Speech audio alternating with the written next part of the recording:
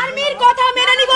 Army তার গা থেকে এত সুন্দর কোটা সংস্কার আন্দোলনে আয়রন লেডি হিসেবে ভাইরাল হওয়া সেই নারীকে নিয়ে সামাজিক যোগাযোগ মাধ্যমে আবারও উঠেছে আলোচনা সমালোচনার ঝড়। কোটা আন্দোলনের শুরু থেকেই রাজপথে সরব দেখা যায় এই নারীকে, তবে সরকার পতনের পর সামাজিক যোগাযোগ মাধ্যমে তাকে খুব একটা দেখা যায়নি। সম্প্রতি সেনাবাহিনীর সাথে ওই নারীর বাগবিতণ্ডার একটি ভিডিও আবারও ভাইরাল হয়। এই ভিডিও নিয়ে সামাজিক যোগাযোগ মাধ্যমে শুরু হয় নানান আলোচনা। কেউ পক্ষে, কেউ আবার ওই নারীর বিপক্ষে নানান ধরনের মন্তব্য করেছেন।